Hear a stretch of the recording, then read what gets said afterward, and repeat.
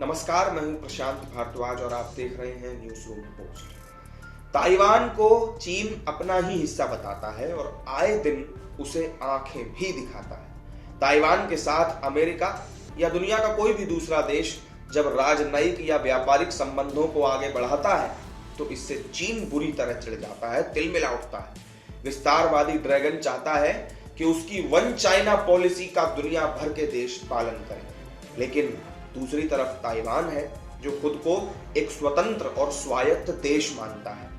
दुनिया के कई देशों ने उसे एक अलग देश के तौर पर मान्यता भी दे रखी है और चीन इस बात से बेहद चिढ़ता है।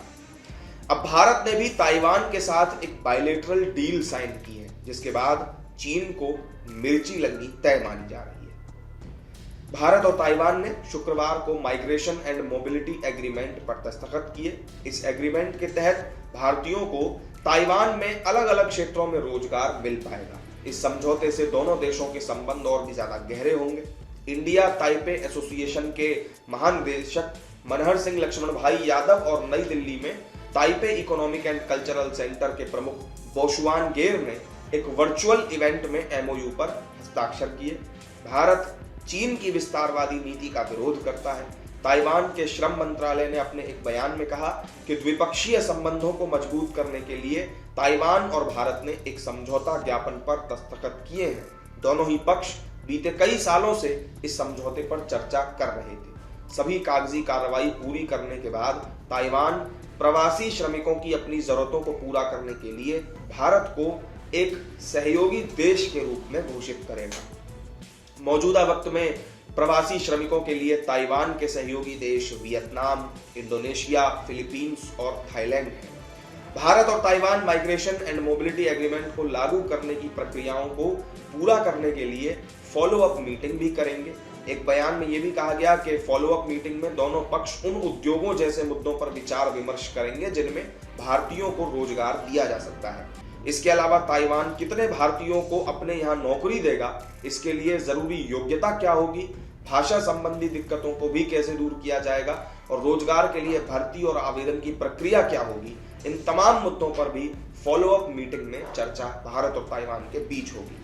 एग्रीमेंट के मुताबिक ताइवान ऐसे उद्योगों की लिस्ट भारत को सौंपेगा जिनमें भारतीय प्रवासी श्रमिकों को रोजगार के अवसर दिए जाएंगे। साथ ही वो प्रवासी श्रमिकों की संख्या को भी तय करेगा। वहीं भारतीय पक्ष ताइवान की जरूरतों के हिसाब से श्रमिकों को ट्रेनिंग देगा। ताइवान के श्रम मंत्रालय ने कहा कि उनका देश उम्र दराज आबादी और कम जन्म की दर से प्रभावित है और यही वजह है कि वो प्रवासी श्रमिकों पर ज्यादा ध्यान दे रहा है। इसमें यह भी कहा गया है कि देश की श्रम शक्ति तेजी से घट रही है।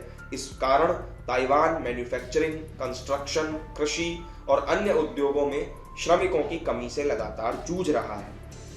ताइवान में बुजुर्गों की देखभाल करने वालों की भी मांग बढ़ रही है। इस डील के अलावा भी दोनों देशों ने फ्री ट्रेड एग्रीमेंट पर भी शुरुआती दौर की बातचीत की थी।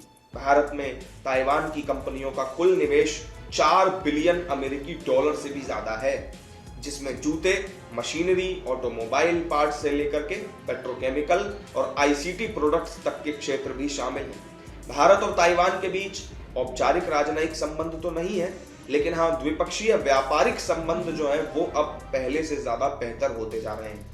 नई दिल्ली ने 1995 में दोनों पक्षों के बीच बातचीत को बढ़ावा देने और व्यापार, टूरिज्म और सांस्कृतिक आदान प्रदान को सुविधाजनक बनाने के लिए ताइपे में ITA यानी कि इंडिया ताइपेई एसोसिएशन की स्थापना की थी। तो इस वीडियो में मेरे साथ फिलहाल इतना ही। भारत और ताइवान के बीच बढ़ती ये दोस्ती किस तरीके से ड्रैगन के लिए बौखलाहट की वजह बनने जा रही है, ये आपने अब समझ लिया होगा। अगर आपको वीडियो अच्छी लगी हो तो लाइक शेयर कर दीजिएगा, चैनल को सब्सक्राइब करना मत भूलिएगा। फिर मिलेंगे नई वीडियो में नई जानकारी के साथ। नमस्कार।